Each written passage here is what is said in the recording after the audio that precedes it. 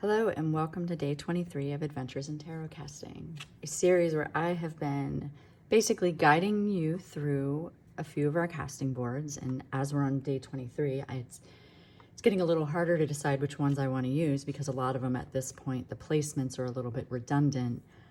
So now I'm just kind of picking the artwork that I like. So today I chose this Elemental Goddess print, or Elemental Deity, I think is what I have it listed as. I drew this back in 2015 when I was doing a lot of deep dives into my own personal spirituality, I guess. I don't know if that's necessarily the word. It could be, but basically creating my own figure of what a deity might look like, you know, like kind of the original painting hangs in my room that has all of my, for lack of a better word, witchy stuff. I wanted something that embodied all of the elements and kind of talked about the sands of time, so to say, and just so there's like sacred geometry going on in here. We have the seed and the flower of life. We have the fire for fire.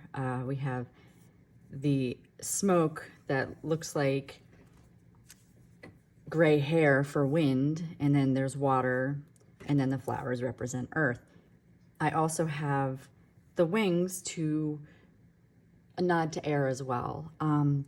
The crystal in the center here as, you know, kind of like a point to the higher self. And then, you know, so a lot of the stuff was just kind of flowing organically. I have the triple moon here for the cycles of life.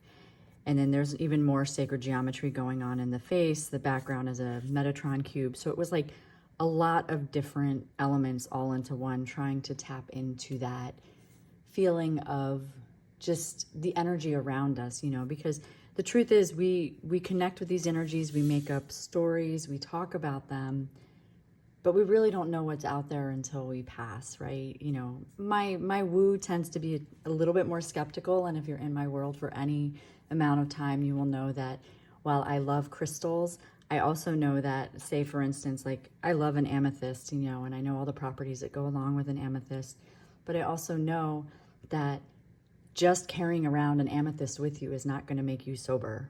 You know, like you still have to do the work. Like there's, it's not this or that, there's the and that happens. Like you can manifest it, but you still have to put forth the efforts to the universe. So when I see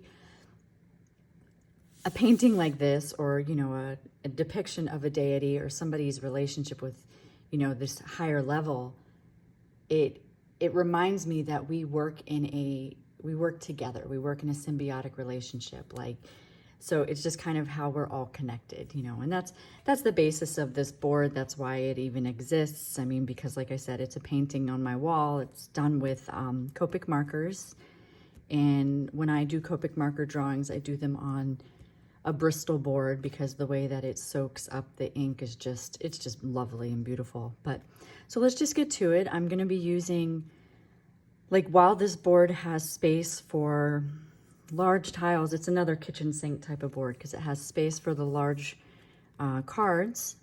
You know, you have the 3 here in the middle, but it also has the circle for the oracle in my daily casting. So this one is really a use-all because it has pretty much everything, but I'm going to use the daily casting spread in it because it's kind of where I feel. Sometimes I bring it back to that because it gives me a little mental palate cleanser and I can just work through it without having to think way too much. I have a couple videos that I want to make today as well. So actually I think I'm going to go live on Instagram next and play with the out of hand tarot. So if you've been with me this long, then maybe hop on over there as well. My Instagram is at JamieSawyer_336. That's the only one.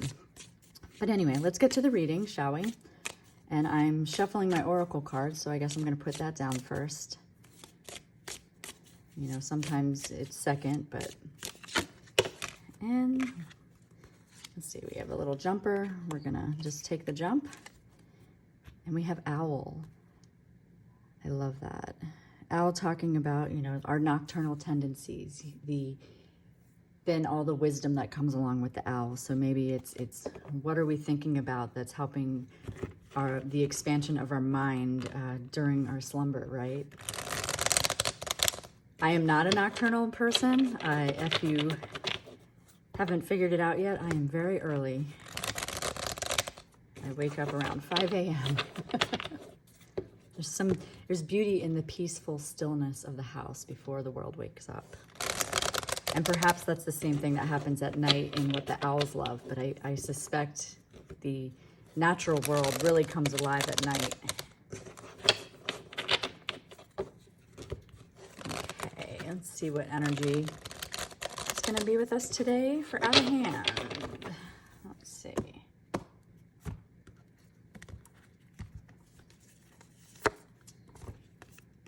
And we have the Seven of Pentacles. Oh, I love it. Whenever I see the Seven of Pentacles, I just hear the song, The Waiting is the Hardest Part. Like the chorus of that song just goes right into my head.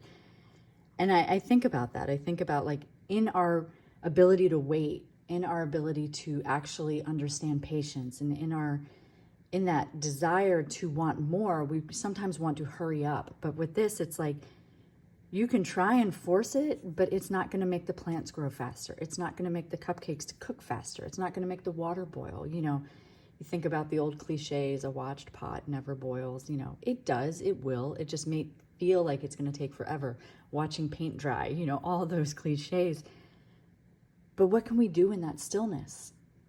In the waiting, we can look at how far we've come. We can look at all the work we've done to get to this point. You know, getting to the point in the oven with the checking the center of the cupcakes to see if they're still, you know, wet. And if you look closely at this card, on the toothpick, you're going to need a magnifying glass with some of these cards in this deck, but on the toothpick, there is still batter. So these cupcakes are not done yet.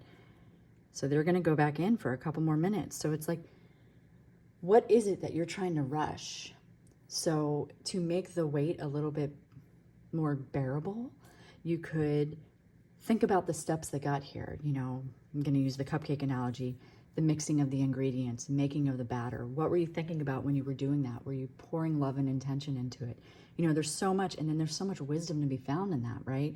So here with this 2-card reading, you're already seeing the layers of that. So what are the benefits of being patient?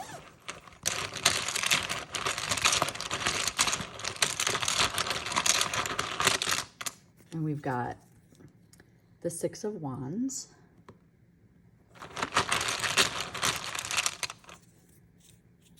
Oh, the Page of Swords trying to get away from me. And I just realized that these are for tiny tiles, but it's okay. I do what I want. 7 of Pentacles again. So we're definitely having to wait more than we want. And the Queen of Pentacles. Oh, I love that. So what are the benefits of waiting? You know, just because we can see the success and just because we know that we've put in the work, it just doesn't happen overnight, you know? Sometimes we have to talk it out. We have to observe our communications. We have to see what we're putting out into the world and then put it into a way that other people may be able to use that, right? Like, what is your messaging? Whenever I see the Page of Swords, I think about what message are you putting out there? And maybe it needs to be reevaluated a little bit. The Queen of Pentacles shows how you can take that and really weave it into the tapestry that is your life, right? So no matter what, the waiting period is not a bad thing because success is on the horizon, but it's got a lot to do with what you think and what you think you know and maybe how you approach it, right? So I'm going to bring in some Lenormand.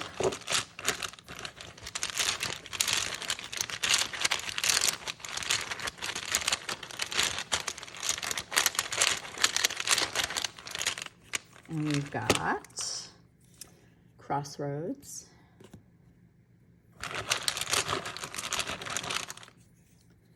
Birds. And this is my Sawyer's Lenormand tiles. I will have the actual decks back in stock probably in the fall. Fish.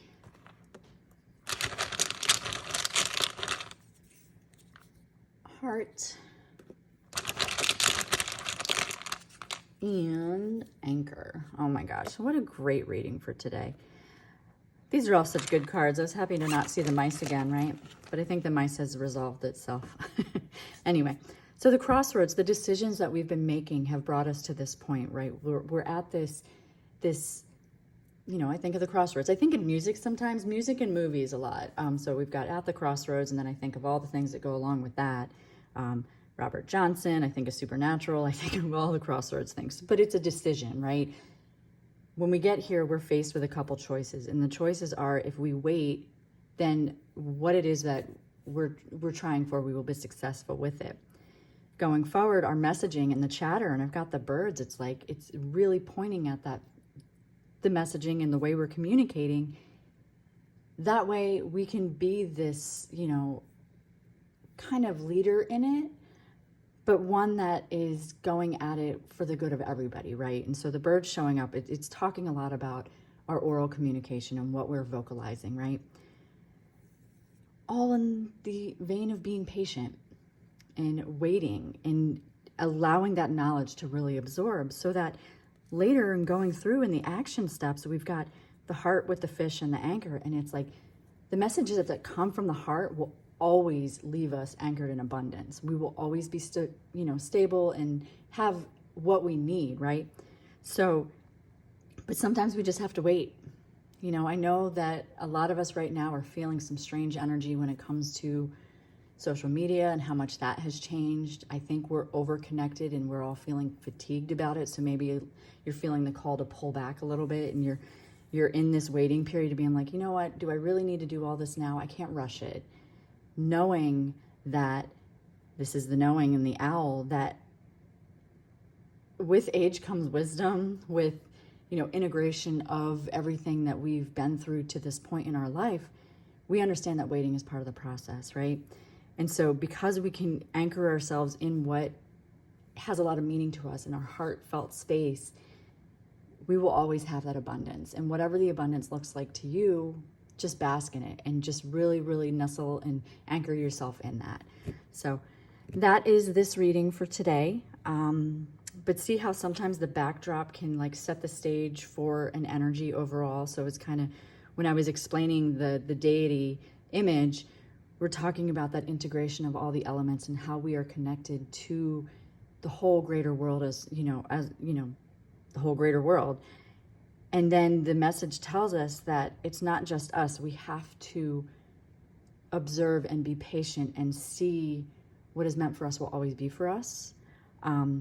And look at the way that we're interacting with others. And, you know, so there's a lot going on here, but I think at the core of it, it's just talking about, as long as you're creating from a space in your heart, you will always be anchored in that abundance. So have a great day. I will see you tomorrow for the next edition. And again, I love hearing from you. So please send me your comments. And if you know anybody else who might like this series, feel free to share and, you know, have them subscribe too, because I've been loving it and I don't see myself stopping sharing videos anytime soon. So I'll talk to you then. Bye.